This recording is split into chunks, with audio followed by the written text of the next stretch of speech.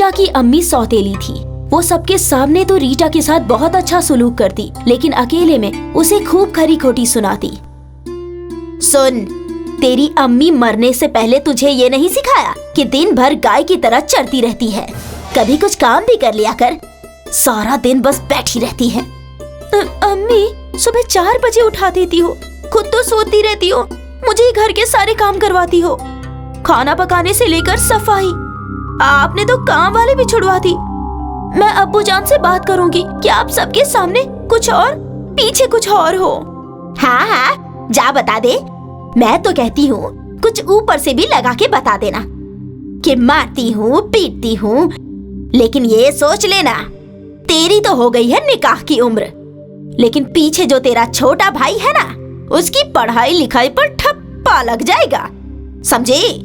रीटा बस इसी बात से खौफ खाया करती थी कि उसके छोटे भाई की पढ़ाई उसकी सौतेली माँ छुड़वा न दे, क्योंकि उसकी सगी अम्मी हमेशा अपने बच्चों को अच्छे से अच्छा तालीम देना चाहती थी। देखो अम्मी, सब करना, लेकिन मेरे भाई की पढ़ाई मत छुड़वाना। मैं किसी से कुछ नहीं कहूँगी, वादा करती हूँ। अब आई ना रास्ते पे, बहुत होशियार बनती है। तुझको ये नहीं पता कि तेरी भी अम्मी हूँ मैं, भले ही सौतेली ही सही। अब जाके जितने धुले बर्तन हैं, सबको कपड़े से पोंछकर, सुखाकर और अच्छे से सजाना। रीटा की सौतेली अम्मी एक बार बगीचे में टहल रही थी कि उसका भाई उसके पास आता है। अरे क्या बताऊं बहन, हम लोग के हाथ में लॉटरी लग गई। पता है, तेरी सौतेली बेटी के लिए एक रिश्ता आया है। वो लोग बहुत ही अमीर हैं, लेकिन लड़का नालायक है, ना काम करता है ना धाम, बस सारा दिन घर पे शराब पीकर जुआ खेलता है। अरे तो खेलने दे जुआ, ये बता अपना फायदा क्या है उसमें?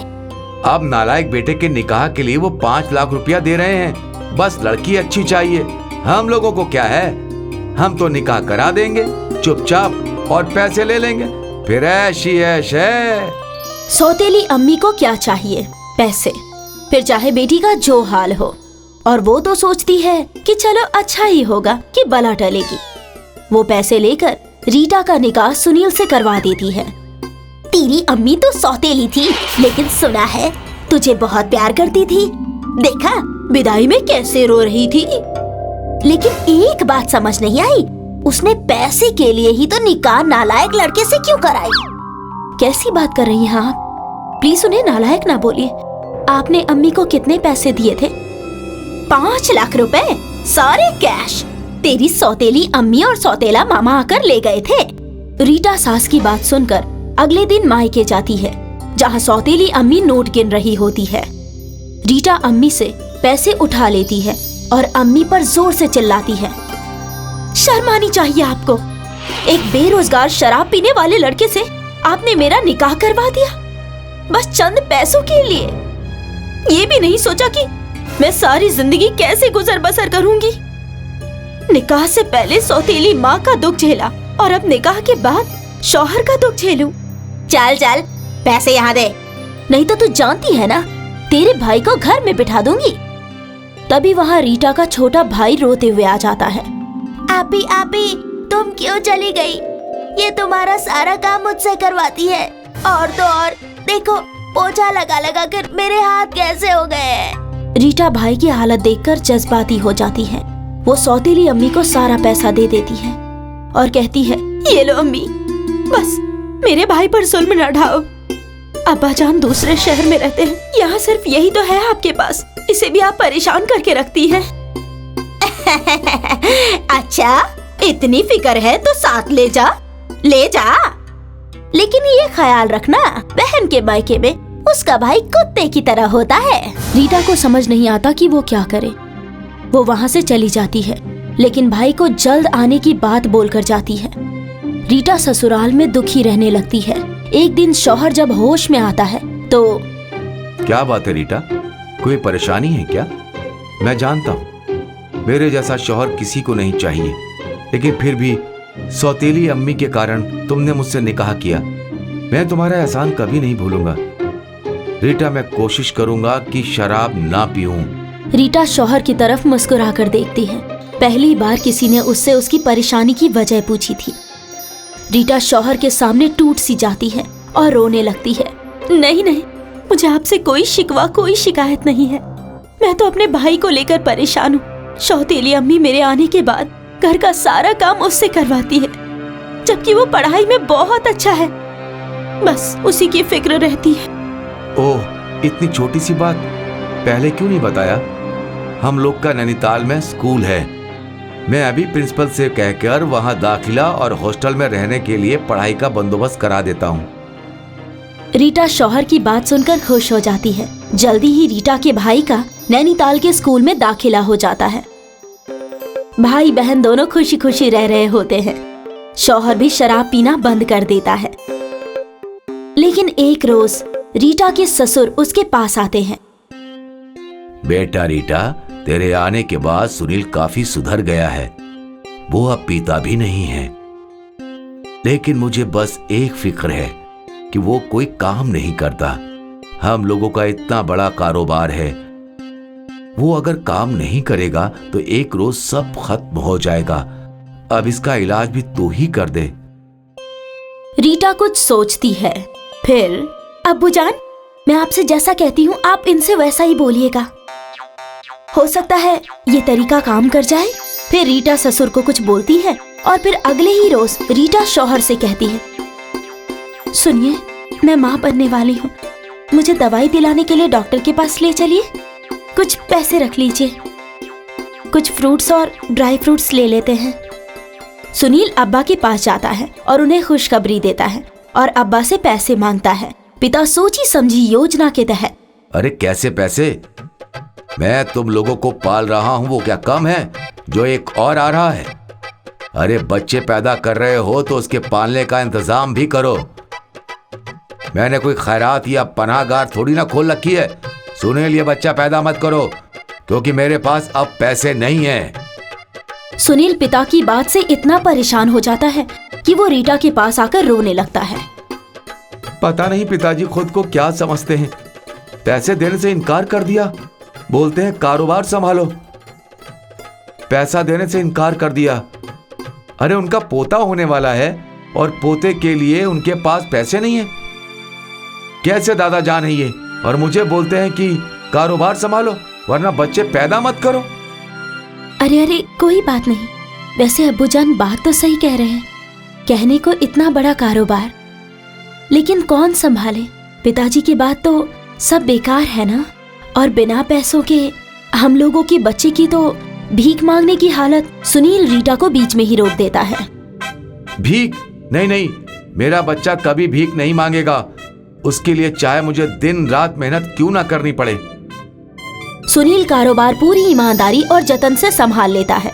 इतना ही नहीं, उसका कारोबार और ज्यादा तरक्की करता है और रीटा की जिंदगी खुशहाल हो जाती है। किस्सा रीमा का है, जिसकी अम्मी की मौत हो गई थी, लेकिन उसके अब्बू रमेश ने लोगों के कहने पर दूसरी बार निकाह शीला से कर लिया था, जो कि खुद एक गरीब परिवार से ताल्लुक रखती थी।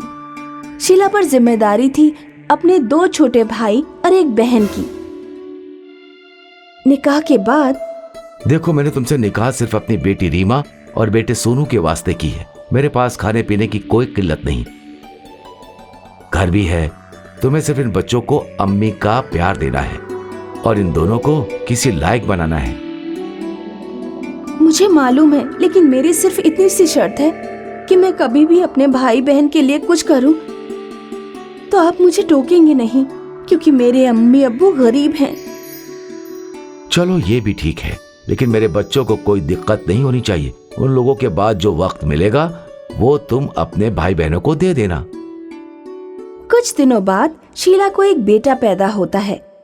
शुरुआत के कुछ दिनों तक तो शीला ठीक रहती है, लेकिन फिर वो एक रोज रमेश के जाने के बाद उसकी बेगम की वो अलमारी खोलती है जिसे उसने शीला को छूने तक से मना कर रखा था। तभी वहाँ उसका बड़ा बेटा सोनू आ जाता है। ये क्या है? आप मेरी अम्मी की अलमारी खोलकर क्यों देख रही हैं? अब्बू ने मना किया ना आपको इसे छूने से। शीला को सौतेले बेटे सोनू पर बहुत गुस्सा आता है, लेकिन वो सोच लेती है कि इस वक्त उसे गुस्से से नहीं बल्कि सोच समझकर काम करना पड़ेगा। अरे बेटा, मैं तो देख रही थी कि तुम्हारे अब्बू के कोई धोने वाले कपड़े तो नहीं हैं। मैं मशीन में चला दूं। वो क्या है ना कि अब्बू को रोज जाना होता है कि नहीं? तो कपड़े तो धुले होने ही चाहिए ना। सोनू को भी नई अम्मी की बात ठीक लगती है, इसीलिए वो वहाँ से चला जाता है। लेकिन एक बार जब घर पर कोई नहीं था तो शीला पूरी अलमारी खोलकर देखना शुरू करती है। अरे, ये इतना बड़ा संदूक किस चीज का है? जैसे ही वो संदूक खोलती है, उसमें भर कर गहने रखे होते हैं। शीला का मन उन गहनों को देखकर लालच से भर जाता है। या अल्लाह, इतने सारे गहने! मैं तो सारे गहने रख लूंगी, लेकिन कैसे? इन्हें तो मालूम हो जाएगा। बोल दूंगी कि चोरी हो गए। नहीं नहीं नहीं नहीं, बेकार में पुलिस का लफड़ा। क्या करूं? हाँ, एक तरकीब है। शीला अगले रोज जब रमेश ऑफिस चला जाता है तो सारे गहने लेकर निकल जाती है सुनार के पास। सुनिए, ये सारे गहने देखकर छाप लीजिए अपने दिमाग में। हूबहू ऐसे ही एक एक नकली गहने बनवाने हैं मुझे। ये कौन सा बड़ा काम है? हो जाएगा, कल शाम को आ जाना। शीला अगले रोज शाम को सारे असली गहने बदल कर नकली गहने रख देती है। कुछ रोज गुजर जाते हैं। एक रोज शीला, सुनिए, मेरी बहन का निकाह है, मुझे कुछ रोज के लिए घर जाना है, बच्चों को भी ले जा रही हूँ। शीला बच्चों को लेकर घर जाती है, जहाँ वो 10 बरस की रीमा से ढेर सारा काम करवाती है। क्या हुआ, जो बच्चा सौतेला है तो बच्चा ही ना शीला। अच्छे शख्स से तेरा निकाह करवाया था, मगर तू तो। देखिए अम्मी, किसी और का बच्चा पालना आसान नहीं, नामुमकिन है। और मैंने ये निकाह सिर्फ आप लोगों के लिए किया है। ये भाई बहन की फौज जो मेरे पीछे लगा रखी है, उन लोगों के पालन पोषण के लिए है। ये लो गहने। शीला जब अम्मी को गहने दे रही थी तब रीमा उन्हें देख रही थी। रीमा की मासूम आंखें उन गहनों को पहचान रही थी। शीला की नजर रीमा पर पड़ जाती है। अम्मी, ये गहने इनकी पहली बेगम के हैं, लेकिन मैंने हूबहू वैसे ही डिजाइन के नकली गहने अपनी बहन के लिए बनवा लिए हैं। कितने खूबसूरत है ना अम्मी। छोटी बहन का निकाह अच्छे घर में होगा। शीला निकाह के बाद घर आ जाती है। घर आकर वो रीमा से कहती है कि रीमा, देखो, तुम 10 बरस की हो गई हो, लड़कियों को घर के सारे काम आने चाहिए। इसी वजह से आज से मैं तुम्हारा स्कूल जाना बंद कर रही हूँ। कल से सारा घर का काम तुम्हें करना है। अब्बू पूछेंगे तो बोल देना कि पढ़ाई नहीं करनी है तुम्हें, समझी? फिर वो बेटे से बोलती है, तुम अब इस काबिल हो गए हो कि घर का खर्चा उठा सको और छोटे भाई को देखो। और सुनो, अब्बू पूछे तो बोल देना कि काम करना चाहते हो। बस अब क्या था, बेटी पूरे दिन घर का काम करती और बेटा पूरे दिन घर से बाहर रहता। पूरे घर में शीला और उसके बेटे का राज चलता था। अरे रीमा, छोटे भाई को दूध दे दे, कब से मासूम भूखा बैठा है। दे दिया था अम्मी। तो क्या पागल हो गया जो रोए जा रहा है? अब तू ज्यादा होशियारी कर रही है रीमा। मेरे बेटे का खाने पीने का कोई ख्याल नहीं रखती है। अम्मी, अब हम सब बड़े हो गए हैं, क्या वो हर वक्त छोटे बच्चों जैसे रोते रहता है? उसको बोलिए नौकरी करे। सोनू भी तो आखिर नौकरी करता है ना? हाँ हाँ करता है, मगर वो पढ़ता भी तो नहीं था ना। अब देख कब से नौकरी कर रहा है, तो फिर तरक्की पाकर इतना कमा भी तो रहा है ना कि उसकी निकाह के बारे में सोचा जाए। मगर अब तो ये लग रहा है कि उसके निकाह से पहले तेरा ही निकाह करना होगा। शीला रीमा का निकाह एक ऐसे घर में कर देती है जहाँ 4 ननद होती हैं। शीला को ऐसा लगता है कि वो सभी मिलकर रीमा को बेहद परेशान करेंगी, लेकिन होता उसका उल्टा है। एक रोज शीला रीमा के ससुराल जाती है, जहाँ उसकी सास, अरे आइए आइए, कैसे आना हुआ? बस बेटी से यूं ही मुलाकात करने आई थी। हाँ, मगर हमारी बहू तो अभी आराम कर रही है। बेटियों को बोल देती हूँ खाने पीने का इंतजाम कर देगी। अरे काम करवाया कीजिए बहू से, वहाँ तो मैं सारा काम करवाती थी, ऑफ तक ना करती थी वो। हाँ हाँ, बेहद काम कर चुके हैं मेरी बहू अपने हिस्से का। आप क्यों आई हैं ये बताइए। शीला को सास की बातें सुनकर गुस्सा आ जाता है और वो वहाँ से चली जाती है। कुछ वक्त के बाद शीला के शौहर की मौत हो जाती है। देख, अब तेरे अब्बू तो रहे नहीं, तेरा भी निकाह हो गया है। अच्छा होगा तू इस घर को छोड़ दे। वैसे भी जब तक मैं जिंदा हूँ ये घर मेरा ही रहेगा। बेटा घर छोड़कर चला जाता है। शीला बड़े मजे में अपने बेटे बहू के साथ जिंदगी जी रही होती है। कोई भी सौतेली औलाद उससे मिलने नहीं जाती थी, लेकिन एक रोज, भाईजान अम्मी कैसी हैं? मालूम नहीं बहन, मैं तो गया नहीं, लेकिन जब से घर से निकाला है बस घर ही बसाने की जद्दोजहद कर रहा हूँ। दोनों भाई बहन अम्मी को देखने के लिए अब्बू के घर जाते हैं, जहाँ वो शीला की हालत देखकर दंग रह जाते हैं। मुझे एक गिलास पानी दे दो। अरे अम्मी, ये क्या हो गया? आप तो सूखकर कांटा हो गई हैं। ये मेरे कर्मों के ही फल हैं।